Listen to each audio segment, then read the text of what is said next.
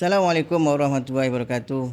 Temu lagi kita di podcast Sembang Kita. Podcast Sembang Kita ini diluaskan oleh Ruang Kecil Studio dan dibawakan eksklusif oleh Akademi Progresif. Podcast Sembang Kita ini membincangkan tentang kehidupan tetamu kita dan masa depan negara. Untuk tetamu kita hari ini, kita ada Encik Azri Abdullah. Assalamualaikum warahmatullahi wabarakatuh, Encik Azri. Waalaikumsalam warahmatullahi wabarakatuh. Terima kasih Najib jemput saya ke studio Sembang Kita Sembang di Kita. Sungai Udang. Sungai Udang. First time saya datang studio podcast di tempat saya sendirilah, nearby Sungai Udang ni. Thank you sebab jemput saya. Ni sikit sahabat lama juga, lama tak jumpa lah kan. Betul. Sembang Kita ni kita bincang ataupun kita borak-borak lah pasal kehidupan kita kan. Untuk permulaan ni mungkin saya nak tanyalah. Nak tahu siapa Azri Abdullah ni? Daripada kecil lahir di mana, sekolah di mana dan sampai mana belajar kan. Saya ni orang kata orang Melaka lah. Okay, memang orang Melaka tapi IC bukan 04. IC 07. Sebab masa tu arwah ayah saya berkahwin dengan mak saya di Pulau Pinang. Dan saya lahir pun di Pulau Pinang. Tapi waktu umur-umur di Pulau Pinang tu memang waktu kanak-kanak kecil lah. Memang tak besar di sana. Jadi segala proses pembesaran saya memang dekat Melaka lah. Sekolah rendah di sini di Payung Umput. Payung Umput. Kemudian saya sambung belajar di Sekolah Menengah Sains Mirza Bashar, Mozek. Sekolah atas bukit. Dan selepas habis SPM pada tahun 2010 dulu, saya melanjutkan pelajaran dalam bidang undang-undang di Universiti Malaya. Jadi sekarang ni saya bertugas sebagai seorang peguam bela dan peguam cara Mahkamah Tinggi Malaya. Dah masuk tahun ni Najib dah kira 9 tahun berkhidmat sebagai peguam. Alhamdulillah. Dan kini saya merupakan seorang rakan kongsi di Tetuan Nas Rahman dan Azri Abdullah lah, NREA di Wangsa Maju. Tu sedikit sebanyak latar belakang saya dari segi profesional. Dari segi peribadi belum kahwin. Belum kahwin lagi. Adik-adik berapa orang? Adik-adik ada 6 orang. 6 orang. Saya sulung lah daripada 6. Dan memang orang Payung Umput lah. So bila podcast panggil kat Sungai Udang ni, saya excited sikit lah. Dekat dengan Payung Umput tu. Dah ada beberapa podcast pernah pergi sebelum ni, tapi ni paling dekat dengan rumah. Paling dekat lah ni. Paling lambat saya sampai. Minta maaf. Pasal arwah ayah bila meninggal tu? Arwah ayah saya meninggal waktu kita baru nak habis Covid. Zaman PKPB, waktu tu boleh bergerak, baru boleh bergerak sikit-sikit lah. Boleh bergerak dalam negeri tapi tak boleh ada lintasan sepadan. Saya ingat lagi pada tahun 2020 ketika itu bulan Oktober. Dan waktu saya menerima berita tu, saya sedang di Kuala Lumpur lah bekerja kan tu. Bila dapat berita tu memang tak fikir apa, terus bergegas balik. Saya ingat lagi lah masa tu kita pun pernah melalui zaman Covid semua. Yalah, betul. Nak lintas tol tu kena tahan dengan tentera, dengan polis kan. Macam-macam ni. Orang tanya nak pergi mana. Saya cakap nak balik kampung, pergi Melaka kan. Ayah meninggal. Lepas tu dia kata ada surat izin.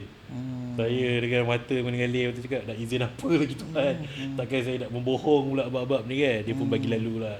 Cuma dia kata bila balik sini nanti bawa lah surat tu kan. Cuma yelah dia pun faham. Takkanlah orang nak buat alasan mak ayah dah tak ada pula kan. Yalah, betul lah. So tu kejadian berlaku pada tahun 2020 dan selepas tu saya pulang bekerja di Melaka. Saya join ada firm di iCrow untuk 3 tahun.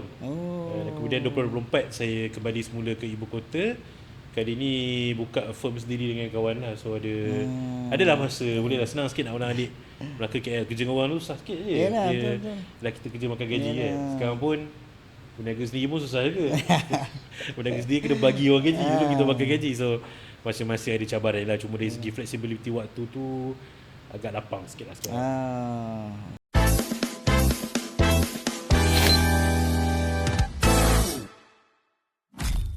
Saya tertarik pasal peguam.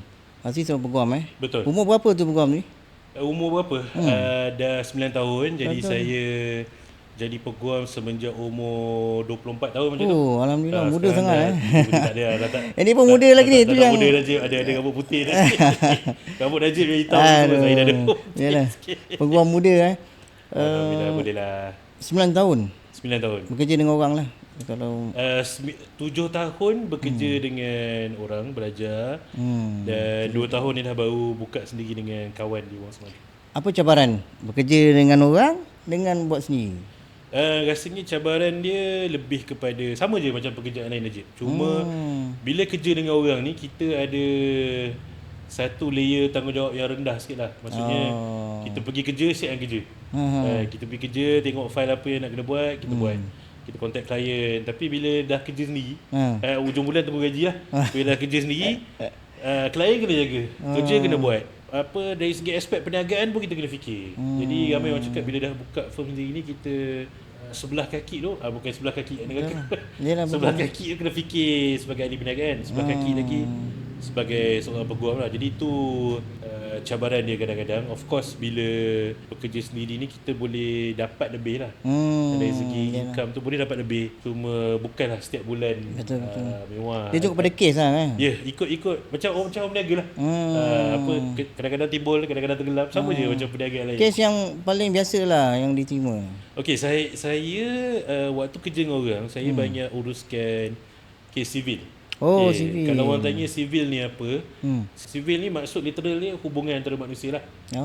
So tu maksud literal dia. Tapi dari segi undang-undang, dia merangkumi isu-isu macam kontrak kan, hubungan antara manusia. Kita masuk perjanjian dengan orang lain, ataupun kita ada terceroboh masuk harta orang, kita panggil tort lah, kita fitnah orang, ataupun orang-orang nak bercerai, itu semua sivil lah. Ataupun isu pekerja, bergaduh dengan majikan, kena pecat ke, hak tak dapat dan sebagainya, isu pengguna nak saman developer rumah, itu semua sivil. Jadi dalam undang-undang ni dia ada 3 cabang yang besar lah. Sivil. Dan kemudian bila saya dah bekerja sendiri, yalah kita nak pelbagaikan perkhidmatan kita, saya mula buat pembelaan jenayah lah. Pembelaan jenayah ni biasalah orang kena tuduh macam-macam. Jenayah yang ada ni saya rasa paling adalah kes yang paling berat. Kes paling berat saya tak nak cerita lah. dia ada yang sangat berat sampai saya tak nak terima kes tu.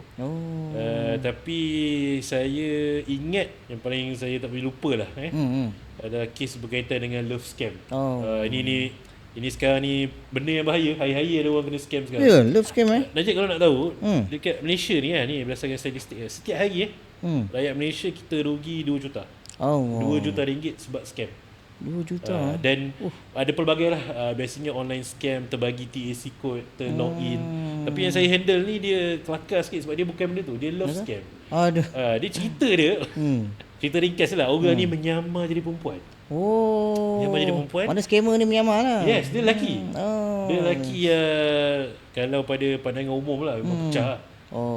Memang tak ada rupa feminin ke apa. Memang tak ada. Kadang-kadang ada lelaki macam dia ayu-ayu sikit. Tak ada. Memang tak ada langsung lah. Memang dia fake betul lah ni. Memang fake. Dan dia berjaya menipu lebih kurang 70,000 daripada mangsa tersebut. Dan itu adalah antara kes yang saya takkan lupakan lah. Orang Malaysia ni banyak agak duit Banyak. sebabkan cinta.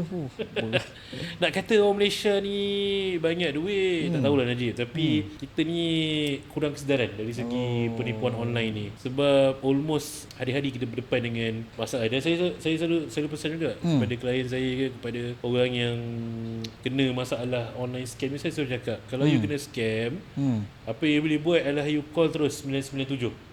Biasa kita dengar 999, betul tak? Ya, betul. Tapi ini satu lagi talian khas 997 yang dikawal oleh NSRC, National Scam Response Center, Pusat Respons Scam Kebangsaan lah. Kenapa bagus 997 ni? Benda ni dah lama sebenarnya, tapi ramai orang kita tak tahu. Katakanlah kita kena scam dan duit kita tu terpindah masuk akaun orang lain, ataupun kita dah terbagi duit kita kepada orang lain secara salah. Kalau kita call 997 secepat mungkin, dalam masa 24 jam, insya-Allah duit tu boleh dipulangkan balik kepada akaun kita. Dengan syarat duit tu belum keluar. Sebab biasa kalau orang yang terlibat dengan scam yang Najib dia kan, selain daripada scam ni, sekarang kita selalu dengar, mostly saya selalu dapat komplain daripada orang yang dia orang terlibat dengan masalah keldai akaun. Akaun dia orang ni ditumpangkan, so duit scam tu banyak masuk kat situ, tapi dia orang tak dapat pun duit tu. So ini plot scam tu. Scammer ni dia akan pindahkan duit kita. Contoh duit saya kena ambil, masuk akaun Najib, masuk akaun Hafiz, masuk akaun Firdaus, masuk akaun Aiman ke apa, dan dia akan keluar dekat akaun lain. So dia akan cash out. So semua akaun duit tu pindah tu akan kena sabit sebagai keldai akaun. Semua tu dapat duit walaupun kita tak terlibat dan kita tak tahu pun. Cuma kalau kita kos 997 dan duit yang ditipu tu belum ditunaikan, InsyaAllah dia akan dapat balik. Sebab bank boleh tenang balik duit tu kepada pemilik asal selagi mana duit tu belum ditunaikan. Sebab tu kalau kena scam, kena call lah 997 secepat mungkin. Wah, info menarik ni. Kalau siapa yang terkena scam tu, Betul. boleh call lah Dan 997. dia jangan malu lah kalau kena scam. Bagi saya orang yang kena scam ni pelbagai peringkat. Yang bijak kena, yang orang di desa, di bandar pun kena. Kadang warga emas pun kena tu. Banyak warga emas tu kan. Paling selalu saya tengok warga emas ni kena sebab ni satu dia orang buat pinjaman daripada Along. Ataupun in fact pinjaman wang berlesen pun ada yang buat macam ni. Bila kita pinjam duit pada dia orang minta kita bagi kad akaun. Alasan dia supaya kalau duit tu dah ada, dia orang senang nak kutip hutang balik kan. Jangan bagi. Dia tak boleh kita tak boleh bagi kad kita kepada siapa-siapa. Hantar kepada adik-beradik kita ke selama kita. Orang kata kalau lelaki takut bini, suruh bini pegang. Pegang kad bank. Cakap dia tak boleh Kadang-kadang kita tak boleh sebenarnya. Kad bank tu kita kena jaga sebab apa berlaku pada akaun tu kita yang kena. Sebab tu ramai orang terjerat. Dan saya selalu tengok kadang-kadang ada orang pernah PM saya, dia kata dia jadi isu sebab kadang kita ada akaun banyak kan. Akaun bank ada banyak kerja sana sini. Kat akaun bank, so kadang akaun bank tu tak pakai. Dan ada iklan-iklan dekat FB kata siapa nak sewakan bank account boleh dapat sewa lumayan 1 bulan 500. Siapa tak nak? Betul, orang bagi kad tahu-tahu kena keldai account. Dan keldai account ni sekali dah melekat kena Najib. Nak buka balik account bank susah. Jadi kalau kena dakwa memang kena lah. Okey, biasa siapa yang kena dakwa keldai account ni dia ada dua Dia ada dua level lah. Satu saya panggil yang ringan. Ini dia akan didakwa di bawah akta kesalahan kecil. Akta kesalahan kecil ni kalau kita didapati bersalah, nama kita tak ada rekod walaupun kita disabit lah sebab dia bagi kesalahan kecil. Tapi kecil-kecil pun satu kesalahan RM500 je. Dan biasa kalau kita kena dakwa keldai account ni, kita tak akan melibat satu mangsa. Kadang-kadang 13. Dan bayangkan 13 mangsa buat report, satu Malaysia. Kejap kau kena pergi mahkamah dekat Terengganu, pergi Kelantan, pergi Kedah, pergi Penang. Kos. Lepas tu kalau mengaku tak nak pening pada 500. Itu kalau ringan Kalau yang berat sekarang, kerajaan dia ada pindah undang-undang sikit. Dan sekarang ni siapa yang terbukti scammer, memang dia secara aktif lah, dia bukan keldai akaun, dia memang scammer, RM100,000 hukuman dia. RM100,000. Bukan sikit. Jadi dan kalau nama kita dah kena flag sebagai orang terlibat dengan keldai akaun scam ni, nak buka akaun susah je. Memang susah. Memang mana-mana bank pun takkan bagi. Susah. Kongsian yang menarik, info yang banyak manfaat kepada kita semua lah.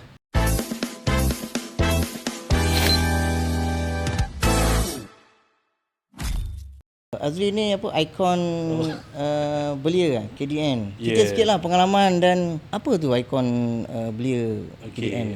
Ikon belia KDN ni adalah satu program yang dicetuskan oleh, saya anggap, abang dan sahabat saya lah. Arwah Khairul Afsan. Dia baru je meninggal. Bulan lepas tak salah saya. Satu kehilangan yang sangat berkesan lah kepada saya. Jadi dia ni ada satu idea yang dia percaya bahawa orang muda ni perlu terlibat dengan dasar-dasar, dan kebetulan dia dapat peluang tu bersama dengan Kementerian Dalam Negeri. Kementerian Dalam Negeri ni kalau pendengar nak tahu adalah antara kementerian kanan lah dalam Malaysia ni. Maksud dia kerajaan tukar macam mana pun, Kementerian Dalam Negeri tu akan wujud. Dan Kementerian Dalam Negeri ni penting dan adalah kementerian yang kita interaksi hari-hari. Sebab bawah dia saja ada 13 atau 14 agensi. Dan yang paling kita tahu PDRM lah. Polis, Jabatan Penjara. Ramai orang ingat polis, Jabatan Penjara, Immigration. Sekarang ni yang famous Agensi Kawalan Sepadan, KPS. Tapi ramai juga orang tak tahu ROS, Pertubuhan Persatuan pun bawah KDN.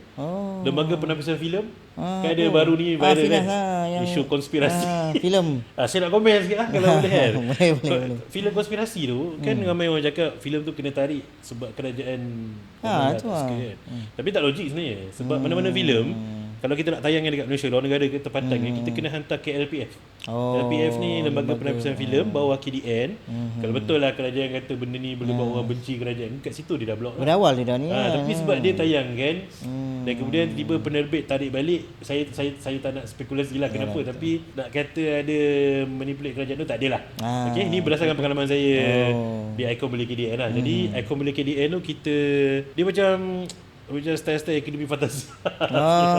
Dia ada 14 orang. Kita kena buat video, kita kena buat cadangan dasar-dasar baru. Dan dalam masa 6 minggu tu dapatlah kita join dengan PDRM dan join dengan pihak agensi anti dadah. Dia pun bawah KDN juga. Dan saya ingat lagi, saya sebelum saya masuk Icon Belia KDN, saya memang tak main media sosial. Kurang lah. Saya biasa dekat Twitter, kat Facebook. Saya memang TikTok tak reti. Tapi bila masuk program tu, kita kena paksa sebab tugasan mingguan ni kena buat video. Jadi buat tu. Dan saya rasa itu antara hikmah terbesar bawah Icon Belia KDN. Saya ingat lagi follower saya daripada 600 orang, sekarang dah 48,000. Hui, Dan dahsyat. Mak dahsyat ni. dan hasilnya kebanyakan daripada Icon Belia KDN. Saya ingat lagi video saya yang pertama capai 1.5 juta view. Video masuk hutan. Ini influencer ni. Boleh lah, boleh sikit-sikit. Video masuk hutan dengan PDRM. Kan kita biasa kalau tengok TV ada gerak khas kan. Bawah PDRM ni ada gerak pasukan gerakan AM. Dia bukan ada gerak khas, gerakan AM pun ada. Itu nama official lah. Tapi kalau nama orang dulu kita panggil poli hutan. So dia duduk dekat sepadan-sepadan ni. So kita pergilah. Pergi melawat. Kebetulan saya rasa time tu memang timing video tu lawa. Dan polis tu bawa, time tu lah masuk hutan, time tu lah hujan. Memang dapat pengalaman full. Kita pula masuk dengan pakai sneaker putih apa kan. Memang komen lah. Tapi shock dengar polis-polis kita jaga kat sepadan, tidur dalam lumpur 4 hari, check parti datang semua. Itu pengalaman berharga tu. Memang saya rasa satu benda yang orang kata rezeki lah. Yalah, kalau tak masuk pun tak dapat betul. kan. Sebab waktu program tu awal dibuat, saya ingat lagi arwah Pak Dad tu minta saya cari orang. Dia tak ajak saya, dia minta cari orang. Sebab dia ingat saya pun kerja dengan orang dan tu mungkin busy, tak nak commit apa kan. Tapi saya tengok adalah kita ajak kawan-kawan kita. Kita tengok balik, pertama 10,000. Alhamdulillah. So saya pun tanya, bos boleh tak kalau saya masuk? Dia kata okey boleh. Masuk lah, tapi tak ada favoritism saya masuk minggu pertama tempat terakhir. Minggu pertama tempat terakhir, tapi kita improve sampai last kali alhamdulillah dapat jadi juara pada pusingan akhir tu. Dan antara bestnya Icon Belia KDN ni, kita dapat bekerja rapat lah dengan Menteri Dalam Negeri Datuk Seri Saifuddin Nasution sekarang. Dan saya perhatikan dia memang ada macam-macam lah, macam-macam benda pembaruan yang kita akan buat. Bermula pada Jun kita dah akan boleh dapatkan IC baru. Tapi saya ambil kesempatan juga nak bagi tahu kepada orang yang mendengar, no need to rush. Sebab takut kan orang ingat bulan Jun nanti IC lama dah tak boleh pakai. Boleh je, boleh pakai. Kalau nak tahu, orang Malaysia ni ada yang pakai IC zaman plastik lagi. Yang macam laminate tu ada lagi. So sekarang ni untuk bulan 6 ni, kerajaan dia nak orang-orang yang pakai plastik dulu pergi tukar dulu. Sebab dah lama sangat. Dan dia sasaran kita dalam tempoh 3 tahun ni kita nak. Dia apa? Ciri-ciri terbaru ke apa dia? Dia ada 57 ciri-ciri keselamatan yang baru lah. Dia lebih secure. Tapi ada satu yang orang komplain lah. Orang kata IC baru tak ada touch and go. Tak ada. Cuma bila kita tanyalah kenapa IC baru tak ada touch and go, sebenarnya ini keputusan yang betul. Sebab bila orang gunakan IC touch and go ni dia ada expiry 7 tahun. So kalau you guna touch and go dekat IC tu selalu, nanti lepas 7 tahun kita pun tak sedar bila dah expire. Duit satu dalam tu nak claim balik susah. Dan bila touch and go dah expire, kalau nak guna lagi kena buat IC baru. So kerajaan decide untuk tak guna touch and go dalam IC. Plus ni pun antara untuk pecahkan sikit lah monopoli touch and go. Sebab sekarang ni kalau semua benda touch and go pun tak bagus juga. So IC baru ni dia lebih berkuasa. Dia akan ada hologram kita nanti. Dan dia lebih kepada ke arah digital ni, nak perkasakan digitalization. So itu design dia pun kita tak tahu lagi. Tapi saya rasa warna akan kekal sama lah, warna biru ni.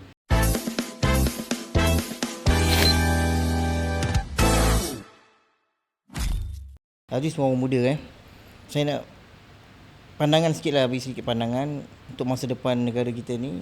Apa pandangan Azri lah? Saya dah sayang Najib. Kita pun Najib pun muda lagi. Cakap saya seorang yang muda. Ia adalah masa yang tidak mudah untuk orang muda. Betul. Tidak mudah. Kalau kita banding generasi kita dengan generasi ibu ayah kita, generasi atuk nenek kita dalam keadaan yang tak mudah. Sebab mereka hidup dalam zaman di mana peluang tu sangat luas. Kita hidup dalam zaman di mana kita kena mencipta peluang. Dia lain. Betul. Jadi cabaran dia berbeza. Dia kena ada orang muda, kita nak orang muda yang bijak, orang muda yang rajin, dan orang muda yang ada nilai integriti yang bagus. Sebab kalau tak, kita akan mudah dipengaruhi oleh perkara-perkara yang negatif kan aja. Ya, betul. Benda ni tak mudah. Dan orang cakap macam mana nak ubah masa depan yang lagi baik. Betul. Jawapan klise lah, klise. Ada orang cakap politik tu kotor. Ada orang cakap politik tu kotor, anak muda tak suka politik. Tapi kalau tanya saya, macam mana orang muda nak ubah budaya politik yang dia tak suka? Macam mana dia nak lebih banyak muka baru? Orang muda kena masuk politik lah. Betul. Kena masuk. Kalau dia rasakan contohlah parti ni tak bagus, parti tu tak bagus, dia kena masuk politik. Saya tak nak lah dalam podcast ni beritahu join parti mana ke apa kan. Tak, itu pilihan kamu. Pilihan kamu. Kamu sertailah parti mana yang kamu nak dan kamu ubah. Kalau kita terus berada di atas pagar, kalau kita terus membiarkan, keadaan takkan berubah saja. Sebab dunia ni perlukan orang muda yang baik untuk sertai siasah lah parti politik ni, supaya dia boleh buat perubahan. Kalau kita tak sertai, tak boleh je. Itu pandangan saya lah. Yalah, betul-betul saya setuju pandangan tu lah. Cuma yalah, sebab kan bila orang muda ni tak minat, kadang aku tak minat politik apa semua. Tapi itulah masalahnya. Ada orang akan cakap kalau kita masuk politik ni nanti kita akan terikut tak orang lama. Dia betul sebab orang muda tak ramai. Kalau orang muda tu ramai, dia akan jadi pengaruh yang sangat kuat dalam satu parti tu ataupun dalam satu pergerakan. Kalau orang muda ni sikit, sebab itulah kita mudah terikut-ikut cara lama, budaya lama. Itu problem dia. Jadi bagi saya kena sertai. Kalau tak semua orang ada kelebihan untuk aktif dalam politik, turun program, pergi sana sini, dan saya tak rasa anak muda semua sampai kena tahap tu. Bagi saya politik ni lah politik ni adalah benda yang kita peduli. Dan untuk orang muda, kalau you ada masa lapang, you buat. Politik ni takkan boleh bagi kita makan je. Yalah, betul. Kalau kita ada kerja, pergi buat kerja. Jangan sampai terabai masa depan keluarga. Jangan macam tu. Yalah. Tapi paling minimum yang kita boleh buat adalah sertai. Especially bila ada pengundian, you pergi. Betul. You pilih pemimpin yang you rasa boleh buat kerja, orang muda yang you suka, ubah cara tu. Itu paling simple lah. Mesyuarat datang. Itu aja. Jadi saya rasa sebenarnya dia bergantung kepada iltizam kita lah. Sebab ada orang kata tak minat politik, Yalah, politik tak ada kaitan dengan hidup aku. Tapi segala-galanya politik. Segala-galanya politik je. Nak minyak murah, politik. Nak pendidikan free, politik. Nak rumah lagi murah, politik. You kena libat lah. Kalau orang muda ambil sikap atas pagar berbeluk tubuh, dia rugi. Saya anggap itu benda yang rugi. Banyak info-info yang kita dapat pada para penonton sekalian. Info-info yang menarik yang kita dapat hari ini, moga-moga manfaat pada kita semua. Saya ucapkan terima kasih pada saudara Azri. Terima kasih juga Najib and tim terima kasih sama-sama. Saya doakan saudara Azri terus maju dan terus membina keyakinan orang muda untuk memimpin negara ini dengan lebih baik lah. InsyaAllah. Okey, saya Najib Zain dari podcast Sembang Kita. Sekian, Assalamualaikum warahmatullahi wabarakatuh.